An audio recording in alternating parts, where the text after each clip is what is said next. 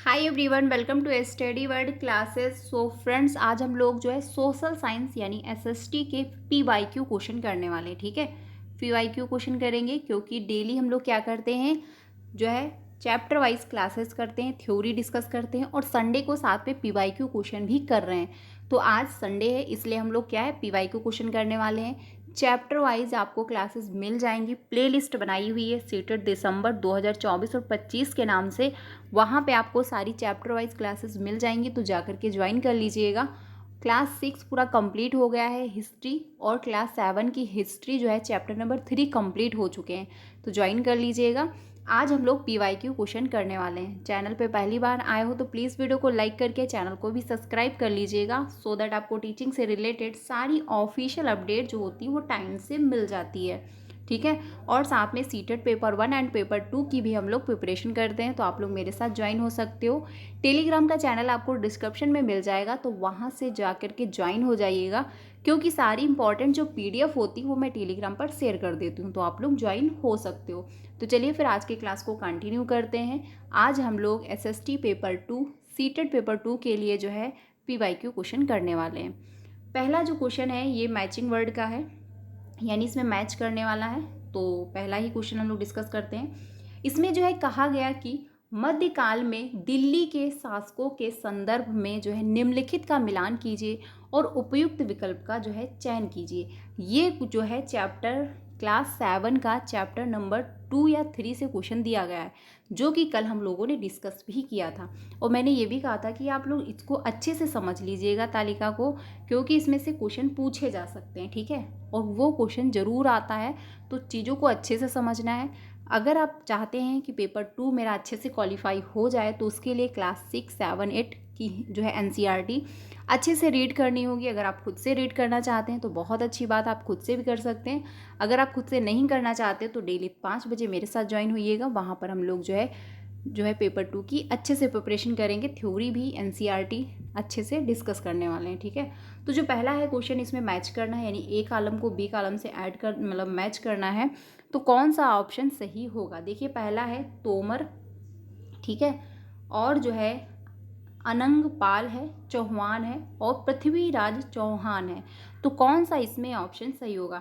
देखिए जो पहला ऑप्शन है तोमर, ये हो जाएगा आपका आरंभिक बीरवी जो है 12वीं शताब्दी 1165, यानी कि ए का होगा थर्ड। अब ए का थर्ड किस में दिया है वो हम लोग फटाक से ऑप्शन में आएंगे। देखिए ऐसे क्वेश्चन करने के लिए आपको सारे मैच करने की ज़रूरत नहीं है। पहला आपको अगर आता है या फिर जो भी इसमें से आता है आप वो मैच कर लीजिए और फिर सीधे ऑप्शन पे आइए। अगर पहले से निकल पा रहा है आंसर तो आप निकाल लीजिए, अगर पहले से नहीं निकल पाता है तो सेकंड ऑप्शन फिर मैच कर लीजिए, फिर आप यहाँ पे मैच करिए, क्योंकि एक या दो मैच करेंगे आप वहाँ से आपका आंसर निकल आएगा। बहुत ही रेयर है कि आपको 2 से 3 मैच करने पड़े, नहीं तो ज़्यादातर फर्स्ट में ही निकल आता है।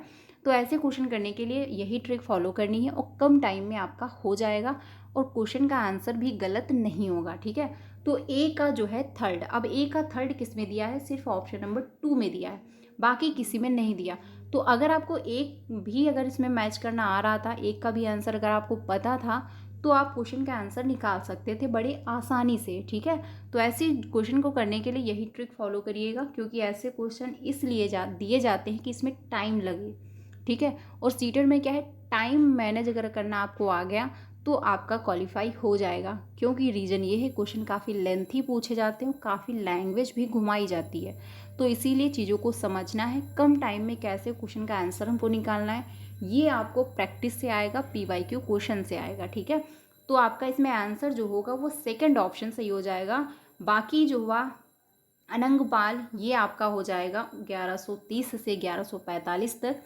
चौहान जो है ये आपका सेकंड होगा 1165 से 1192।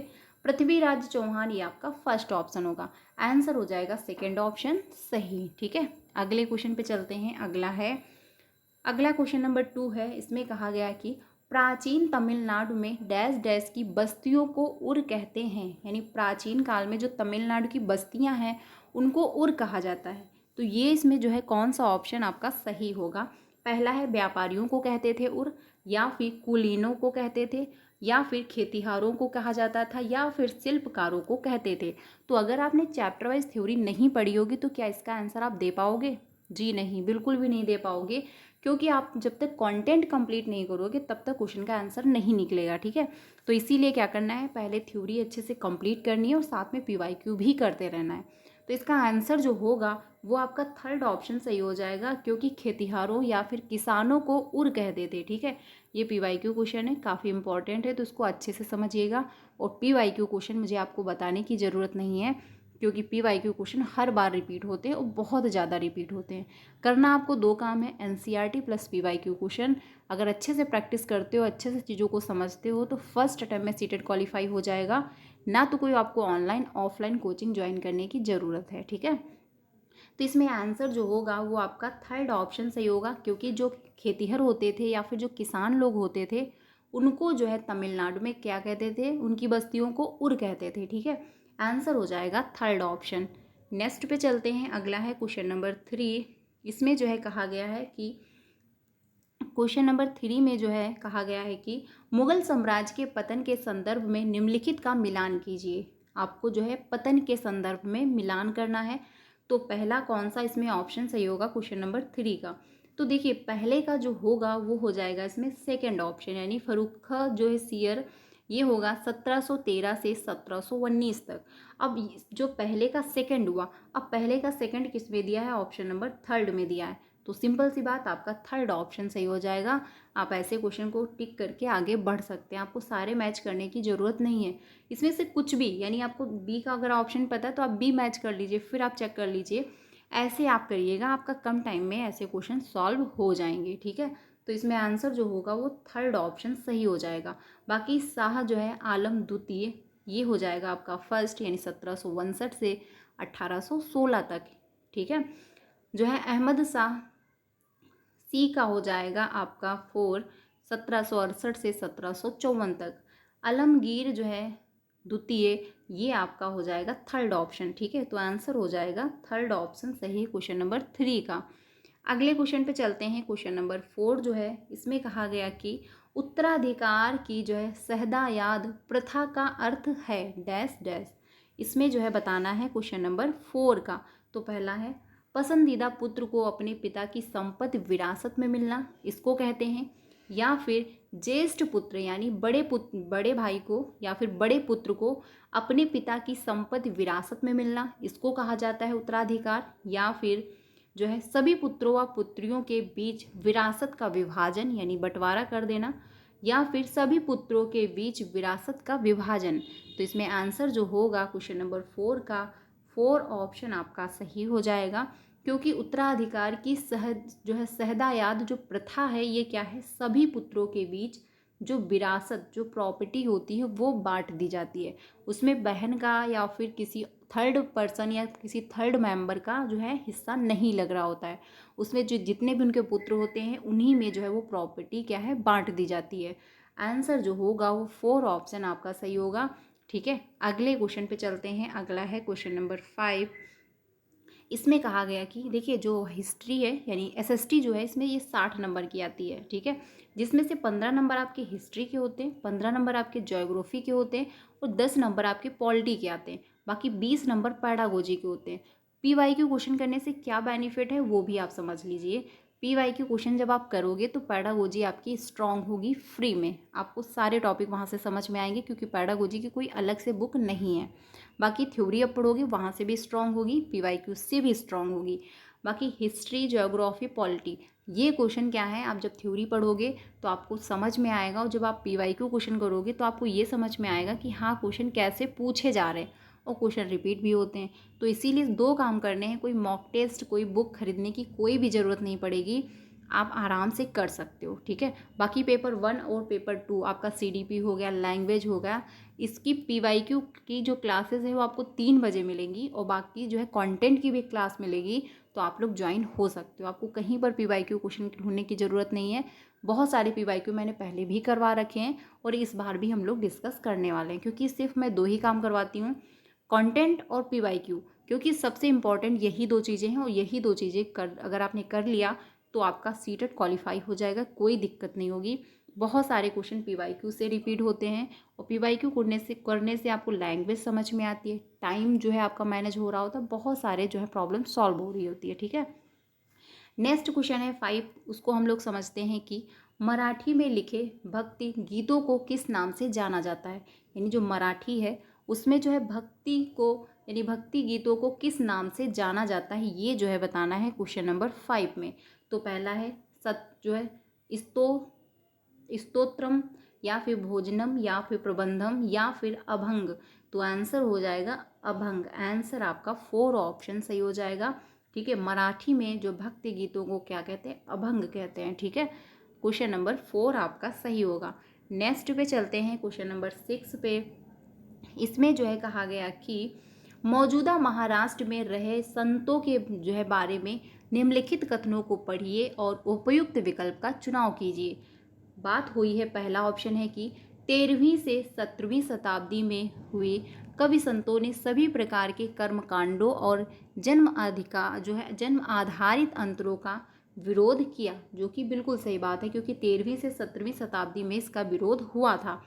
ए तो आपका सही है। अब बी देखते हैं। बी में कहा गया कि इन कवि संतों ने रोजी रोटी कमाने और जो है विनम्रता पूर्वक जरूरतमंद साथी जो है व्यक्तियों की सेवा करते हुए जीवन बिताने को अधिक पसंद किया।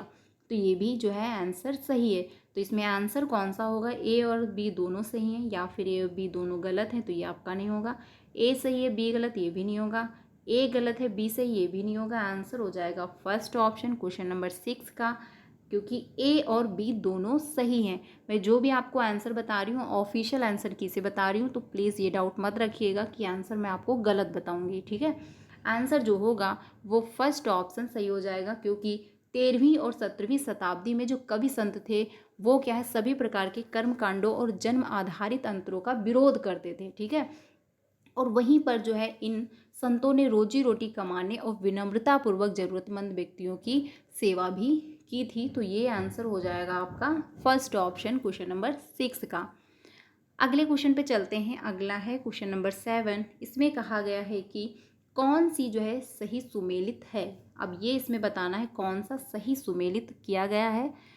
तो इसमें कौन सा ऑप्शन होगा, यानी बक्सी का होगा सैनिक वेतनाधिकारी, या फिर जो है सद्र जो है धार्मिक व धर्मार्थ किए जाने वाले का मंत्री, या फिर इक्तादार जो है सैन्य कमांड, या फिर कोतवाल जो है नगर का समूह अधिकारी। तो इसमें कौन सा ऑप्शन सही होगा, ये जो है बताना है। तो देखिए, इक्तादार जो होते थे सैनिक होते थे, इनमें सैन्य कमांडर नहीं होंगे, तो सी तो गलत हो गया। अब सी यहाँ पर भी है, सी यहाँ पर भी है, और बचा थर्ड और फोर्थ। अब इसमें कौन सा होगा, कोतवाल जो है नगर का पुलिस अधिकारी, ये आपका नहीं होगा, तो ये भी आपका गलत हुआ। आंसर हो जाएगा थर्ड ऑप्शन की ए और बी जो है वो सही हो जाएंगे। ठीक है, क्वेश्चन नंबर जो 7 है इसमें आपका थर्ड ऑप्शन सही हो जाएगा। नेक्स्ट पे चलते हैं क्वेश्चन नंबर 8 पे। इसमें जो है कहा गया कि निम्नलिखित में से कौन सा शब्द मध्य प्रदेश में जो है घुमंतू खेती के लिए इस्तेमाल होता है।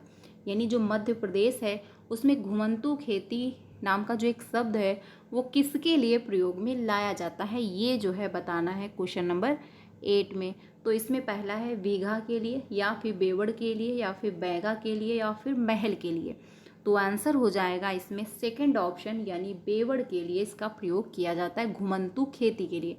क्योंकि इसमें क्या होता है, घुमंतू खेती का मतलब हुआ कि जो व्यक्ति होते थे पुराने टाइम में वो एक जगह निर्धारित रूप से नहीं रहते थे। थोड़े टाइम वो यहाँ रुके तो यहाँ पर उन्होंने खेती की, उसके बाद वो दूसरी जगह मूव कर गए, वहाँ पर उन्होंने खेती की, फिर दूसरी जगह चले गए, वो वहाँ पर खेती की, फिर जो है तीसरी जगह आ गए, फिर वहाँ पर उन्होंने खेती की, फिर आगे वो चले गए, फिर वहाँ पर उन्होंने खेती की। यानी वो घूमते रहते थे, एक जगह पर वो निर्धारित रूप से नहीं रहते थे। ठीक है, तो आंसर हो जाएगा जो है सेकेंड ऑप्शन। अगले क्वेश्चन पे चलते हैं 9 पे। क्वेश्चन नंबर 9 है, इसमें कहा गया कि 19वीं सदी के आरंभ में सामाजिक परिवर्तन के संदर्भ में कौन जो है ए और योम बी को पढ़ें तथा सही विकल्प चुने। इसमें जो है सही आंसर देना है क्वेश्चन नंबर 9 का। तो पहला है 19वीं सदी के शुरुआत से ही हमें सामाजिक रीति रिवाजों और मूल्य मान्यताओं से संबंधित बहस जो है मुबाहिसे और चर्चाओं का स्वरूप बदलता दिखाई देता है, जो कि क्या है बिल्कुल सही है। क्योंकि 19वीं शताब्दी की जब शुरुआत हुई तो बहुत सारे रीति रिवाज तौर तरीके इनमें परिवर्तन आने लगा। तो ये तो स्टेटमेंट सही दिया गया। अब बी देखते हैं। इसकी एक अहम वजह यह थी कि संचार के नए तरीकों जैसे किताबें, अखबार, पत्रिकाएं और पर्चे छपना छपना का विकास हो रहा था, यानी ये छपना स्टार्ट हो चुके थे। जो कि ये भी बात सही है, क्योंकि जब नई किताबें आने लगी, अखबार आने लगे, पत्रिकाएं पर्चे छपने लगे, तो परिवर्तन देखने को मिलने लगा। सामाजिक रूप से भी रीति रिवाज जो थे वो भी चेंज होने लगे, लोगों की नज़रिया, सोचने का तरीका भी चेंज होने लगा। तो ये सारे परिवर्तन जो थे वो 19वीं शताब्दी के शुरुआत से स्टार्ट हुए। अब आंसर कौन सा होगा? ए और बी दोनों सही हैं। बी ए की सही व्याख्या कर रहा है, या फिर दोनों ए और बी सही हैं किंतु व्याख्या नहीं कर रहा, तो ये कहना गलत होगा, क्योंकि सेम है, दोनों स्टेटमेंट सही हैं और दोनों एक दूसरे की व्याख्या भी कर पा रहे हैं। ए सही है किंतु बी गलत नहीं होगा, ये भी नहीं होगा। आंसर आपका फर्स्ट ऑप्शन ही होगा, क्योंकि ए और बी सही हैं और व्याख्या भी सही से हो पा रही है। ठीक है, अगले क्वेश्चन पे चलते हैं। अगला है क्वेश्चन नंबर 10, सॉरी हाँ 10 ही है। इसमें कहा गया कि कथनों ए एवं आर को पढ़िए तथा सही उत्तर चुने। अब इसमें कौन सा ऑप्शन होगा? पहला है डॉक्टर वी.आर. अम्बेडकर ने बचपन में रोजमार्ग की जिंदगी में जातिगत पक्षपात झेला था। ठीक है, अगला है कि डॉक्टर वी.आर. अम्बेडकर के पिता एक सैनिक स्कूल में पढ़ाते थे। ये भी बात सही है। तो इसमें कौन सा स्टेटमेंट सही होगा? देखिए, जो आंसर की ऑफिशियल है उसमें सेकंड ऑप्शन दिया है कि ए और आर दोनों सही हैं, लेकिन ए आर की सही व्याख्या नहीं करता है, जो कि बिल्कुल सही है। यहाँ पर जो अम्बेडकर जी हैं उनके बचपन की बात हुई है। ठीक है, और यहाँ पर उनके पिता के बारे में बात हुई। अगर यहाँ पर भी उनके बचपन से ही जुड़ी कोई स्टेटमेंट दे दिया जाता तो ये दोनों क्या एक दूसरे की व्याख्या कर रहे थे, लेकिन थोड़ा सा चेंज कर दिया गया। हाँ, ये सही है कि अम्बेडकर जी के ही बारे में बात हो रही है, लेकिन उनकी वहाँ बचपन के बारे में बात हुई, यहाँ पर उनके पिताजी के बारे में। तो इस वजह से क्या है, जो ऑफिशियल आंसर की में आंसर दिया गया है वो सेकंड ऑप्शन आपका दिया गया है। तो इसलिए हमको क्या करना है? सेकंड ऑप्शन ही मानना है, क्योंकि इन फ्यूचर अगर ऐसा क्वेश्चन पूछ लिया जाता है तो जो क्वेश्चन का आंसर पहले से सीटेट ने दे रखा है वही वो फाइनल मानते हैं। तो आंसर आपका सेकंड ऑप्शन ही सही हो जाएगा। ठीक है, अगले क्वेश्चन पे चलते हैं 11 पे।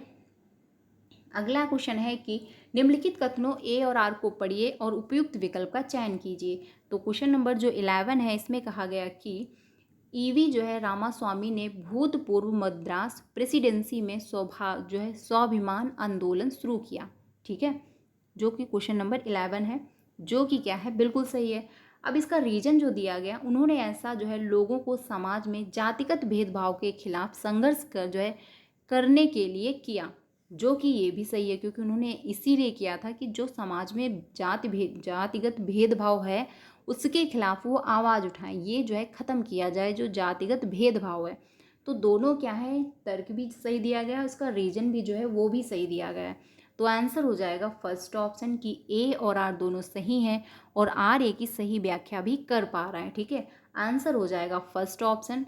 बी ऑप्शन आपका सेकंड ऑप्शन नहीं होगा, थर्ड भी नहीं होगा, फोर्थ भी नहीं होगा। आंसर हो जाएगा फर्स्ट ऑप्शन, क्योंकि उन्होंने ऐसे लोगों को समाज में जातिगत भेदभाव के खिलाफ संघर्ष करने के लिए भी किया था। ये भी बात सही है, आंसर होगा फर्स्ट ऑप्शन। नेक्स्ट पे चलते हैं 12 पे। 12 है कि किसने जिन्ना के 2 राष्ट्र सिद्धांत का विरोध किया। ये आपको बताना है क्वेश्चन नंबर 12 का। तो पहला है सरदार वल्लभ भाई पटेल ने किया, या फिर खान अब्दुल गफ्फर खान ने किया, या फिर वीर सावरकर ने किया, या फिर मौलाना आज़ाद ने किया। तो आंसर होगा 4 ऑप्शन, क्योंकि मौलाना आज़ाद ने इसका विरोध किया था। आंसर हो जाएगा आपका 4 ऑप्शन। नेक्स्ट पे चलते हैं, ये हम लोगों ने चैप्टर में अच्छे से डिस्कस किया है, तो आप लोग चैप्टर वाइज भी क्लासेस देख सकते हैं, क्योंकि जब कंटेंट अच्छा से कंप्लीट होगा तभी जाके आप क्वेश्चन को अच्छे से गेन कर पाओगे। नेक्स्ट पे चलते हैं, अगला है क्वेश्चन नंबर 13। इसमें कहा गया कि सन 1857 के विद्रोह के बारे में निम्नलिखित कथनों पर विचार कीजिए। ठीक है, इसमें कहा गया, तो पहला है मई सन 1857 में भारी विद्रोह का आरंभ हुआ, या फिर यह उपनिवेशवाद के विरुद्ध सबसे बड़ा अप्रतिरोधी आंदोलन था, जो कि बिल्कुल सही है।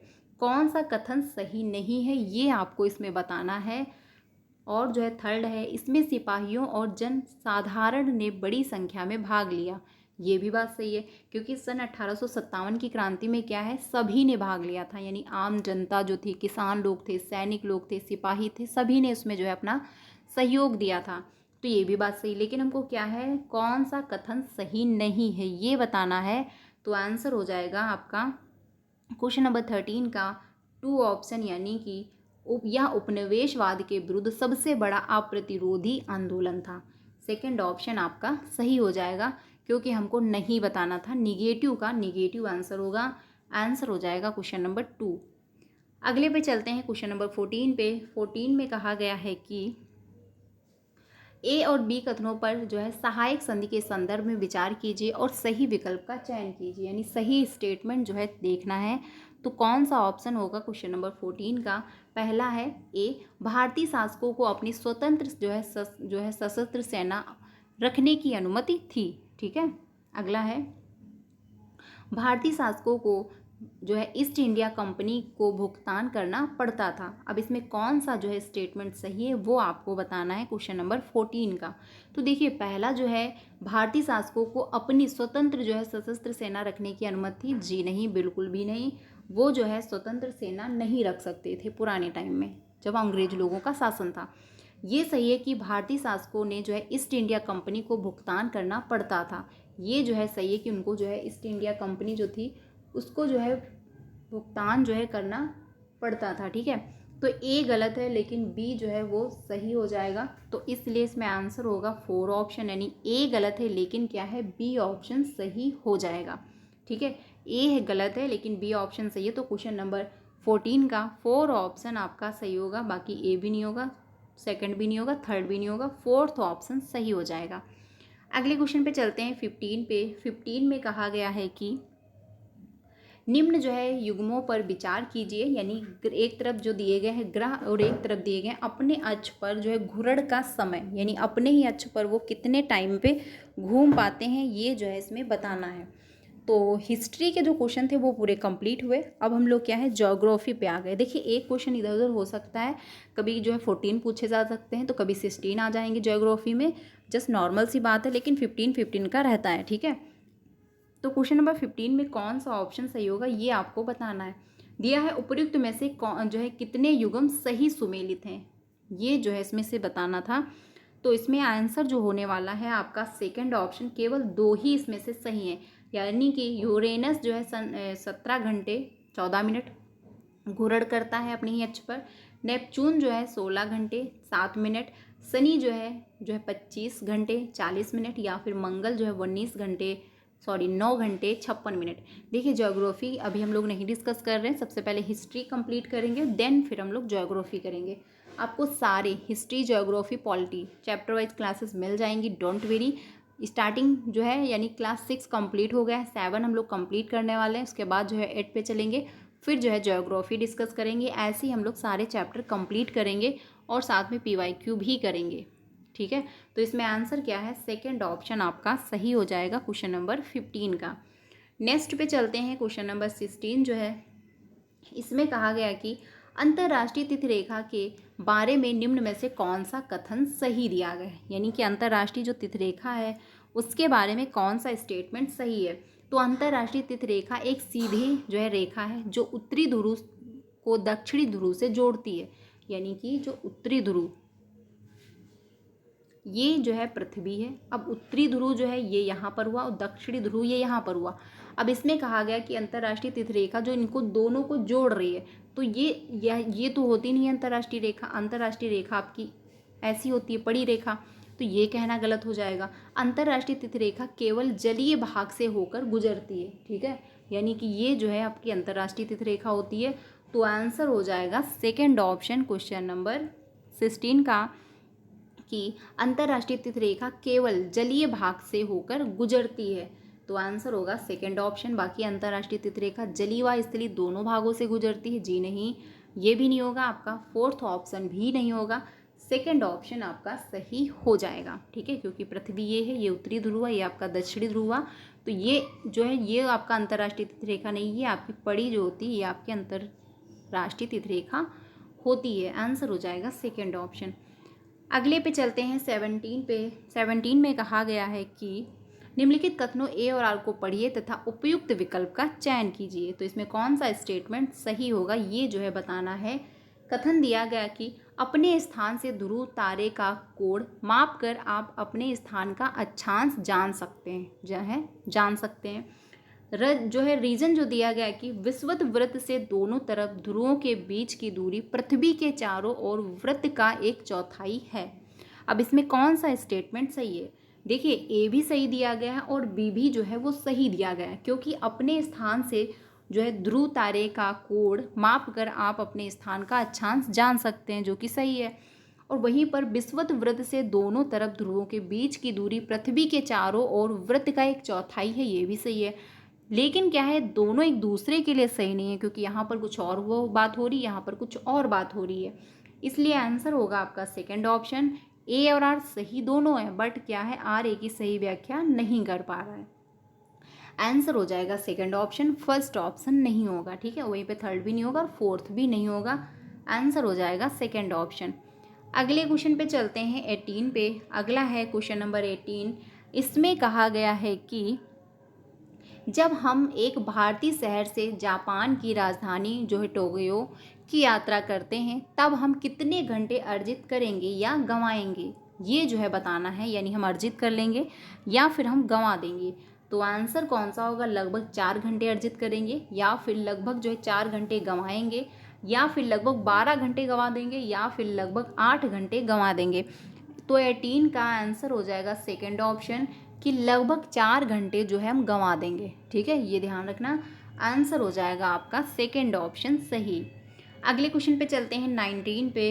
अगला है 19 जो है, इसमें कहा गया कि महासागरी पर जो है पर्वती के मुख्य खनिज हैं। देखिए जो भी आंसर है मैं आपको ऑफिशियल आंसर किससे बता रही हूँ, तो प्लीज़ डाउट मत रखिएगा। पहला है मैग्नीशियम जो है, एल्यूमिना, सिलिका या फिर निकिल। तो इसमें कौन सा ऑप्शन होगा? आंसर जो होगा आपका ए सही है और सी सही है, क्योंकि पर्वती के मुख्य खनिज क्या होते हैं? जो है मैग्नीशियम है और कौन सा है आपका? सिलिका है। ठीक है, तो आंसर हो जाएगा थर्ड ऑप्शन, यानी ए और जो है सी ऑप्शन सही है, डी और बी क्या है आपका गलत हो जाएगा। तो ऑप्शन हो जाएगा थर्ड ऑप्शन। थर्ड ऑप्शन जो है वो सही होगा। अगले क्वेश्चन पे चलते हैं 20 पे। 20 में कहा गया कि एक व्यक्ति ने किसी क्षेत्र का दौरा किया और वहाँ से बाज, बीच के पेड़ तथा फ्रिजेंट जो है मोनाल पक्षी मिले। उसने जो है निम्न में से किस वनस्पति क्षेत्र का दौरा किया होगा? यानी जो ये चीज़ें मिलती हैं ये कहाँ पे, कौन से क्षेत्र में मिलती हैं, ये जो है बताना है। तो उष्णकटिबंधीय सदाबहार वन में क्या होता है? वहाँ पर आपको हरे भरे पौधे मिलते हैं जो कि हमेशा रहते हैं, पर वहाँ पर ये सारी चीज़ें उपलब्ध नहीं है। शीतोष्ण जो है पर्णपाती वन होगा। आंसर आपका जो होगा वो सेकंड ऑप्शन सही हो जाएगा, क्योंकि जहाँ पर शीतोष्ण पर्णपाती वन होते हैं वहाँ पर ये सारी चीज़ें आपको मिल रही होती हैं। तो आंसर क्या हो जाएगा? सेकंड ऑप्शन जो है वो सही हो जाएगा। तो आज हम लोगों ने हिस्ट्री पूरी कंप्लीट की और ज्योग्राफी के भी क्वेश्चन डिस्कस किए। ठीक है, तो फ्रेंड्स आज के लिए इतना ही रखते हैं। उष्णकटिबंधीय सदाबहार वन क्या होता है ये आप देख सकते हैं। यहाँ पर देखिए ये पृथ्वी है, ये पार्ट होता है, यहाँ पर जो है क्या है, सूर्य की किरणें बराबर लग रही होती हैं, टेम्परेचर भी बराबर हीट करता है और बारिश भी हो रही होती है। और मौसम क्या है, गर्मी भी रहती है, ठंडी भी थोड़ी सी पड़ती है और बारिश भी अच्छी खासी हो रही होती है। तो इसलिए यहाँ पर हमेशा आपको पेड़ पौधे जो है देखने को मिलते हैं, इसीलिए कहते हैं उष्णकटिबंधीय सदाबहार वन। ठीक है, ये ध्यान रखना, क्योंकि ये क्या है, यहाँ से सूर्य की किरणें भी बराबर आ रही होती हैं, हीट भी हो रहा होता है, बारिश भी हो रही होती है, इसलिए पेड़ अच्छे खासे उग रहे होते हैं। ठीक है, तो आंसर जो इसमें होगा आपका सेकंड ऑप्शन होगा। तो आई होप आपको क्लास अच्छी लगी होगी। आज के लिए इतना ही रखते हैं। आज हम लोगों ने 20 क्वेश्चन डिस्कस किए। नेक्स्ट संडे को भी हम लोग 20 क्वेश्चन डिस्कस करेंगे। ठीक है, तो ज़रूर ज्वाइन करिएगा। क्लास 5 बजे होती है, ध्यान रखिएगा।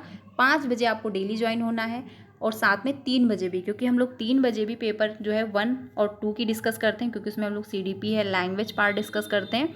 और 5 बजे हम लोग जो है सोशल साइंस डिस्कस करते हैं। पेपर 1 के लिए जो आपकी मैथ पेडागोजी हो, पेपर 2 के लिए वो भी हम लोग डिस्कस करेंगे 3 बजे की क्लास में। तो आप लोग मेरे साथ ज्वाइन हो सकते हो।